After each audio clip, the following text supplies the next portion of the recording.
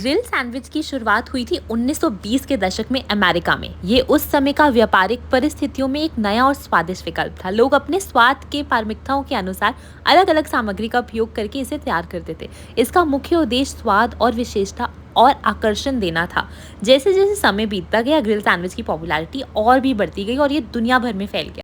Grill sandwich को बनाने की प्रक्रिया भी बड़ी सरल होती है। पहले 2 स्लाइसेस ब्रेड के बीच में आपकी पसंदीदा चटनी, सॉस या मसाला लगाया जाता है। फिर इसमें विभिन्न सामग्री जैसे कि वेजीज, पनीर, चिकन, अंडा, मीट, चीज आदि को रखा जाता है। यहाँ पे भैया जी ने 3 स्लाइसेस ब्रेड के लिए थे और सेंटर वाले को ग्रिल में पहले से डाल दिया था। क्योंकि वो नीचे से कच्चा ना रह जाए।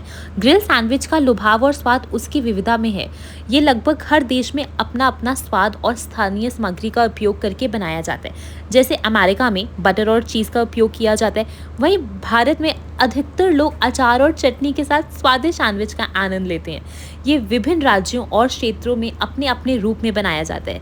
जैसे कि पूरी और कचौरी उत्तर भारत में, वहीं दक्षिण भारत में डोसा और इडली के साथ। इसका स्वाद और रंग भी स्थानीय मामलों में स्वादों के अनुसार विभिन्न होता है। अंत में ग्रिल सैंडविच एक साधारण सामग्री के साथ भी बहुत स्वादिष्ट हो सकता है और इसे आसानी से घर पर तैयार किया जाता है। इसकी सरलता, स्वाद और विविधता ने इसे लोगों की पसंद बना दी है और ये आज भी एक लोकप्रिय व्यंजन है जो लोगों को संतुष्ट करता है। और करे भी क्यों ना, इसको बनाने का तरीका जितना आसान है, इसको खाने में उतना ही मज़ा आता है। यहाँ पे भैया जी ने बहुत सारी वेजीज ली और इसको बहुत हेल्दी बनाने की कोशिश किया पनीर डाल के।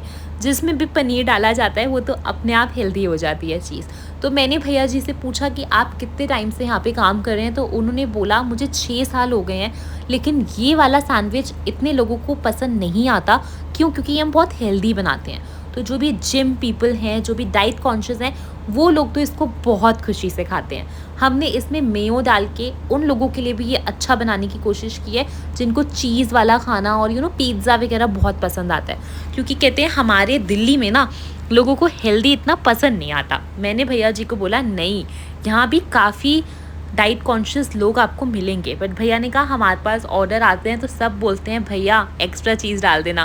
मैंने कहा भैया ये तो मैं भी बोलती हूँ, क्योंकि मुझे भी हर चीज़ में एक्स्ट्रा चीज़ और बटर चाहिए। तो हमारा ग्रिल सैंडविच ऑलमोस्ट रेडी था, बस इसे ग्रिल होना रह गया था। तो हमने इसको ग्रिलर में डाल दिया बटर लगा के। बहुत ही स्वादिष्ट लग रहा था दिखने में और मैं वेट नहीं कर पा रही थी कि ये कब निकलेगा ग्रिलर से और हम इसको टेस्ट करेंगे। तो इसका प्राइस था ऑलमोस्ट 300 रुपये, 250-300 रुपये, मुझे अच्छे से याद नहीं है। क्योंकि मेरी बहन ने पैसे दिए थे, तो दैट्स वाई मैं तो पार्टी एंजॉय कर रही थी। और ये हमारी टेबल पे आ चुका था। इसको भैया जी ने किया कट। मैंने कहा भाई अलग अलग पीसेस कर दो, नहीं तो हमारी लड़ाई हो जाएगी। टोटल 2-2 पीसेस दोनों के हिस्से में आने चाहिए। तो अगर आपको भी ऐसी वीडियोस और देखनी है ना, तो आप फॉलो करके जाना प्लीज़। मैं आपको बहुत बढ़िया पॉकेट फ्रेंडली जगहें दिखाऊंगी जहाँ पे आप अपने फ्रेंड्स को ट्रीट दे सकते हो। क्योंकि हमारे दोस्त लोग इतनी ट्रीट मांगते हैं कि मैं तो ऐसी जगहें ढूंढ के लाती हूँ जहाँ 100-200 में काम हो जाए और सारे दोस्त निपट जाएँ। तो ये था हमारा ग्रिल सैंडविच। इसके ऊपर एक और चीज़ आई थी जो कि मेरी फेवरेट है, बताऊँ क्या? 5 रुपये वाला इन्होंने पैकेट खोला था अमेरिकन चिप्स वाला और दोनों तरफ डाल दिया था।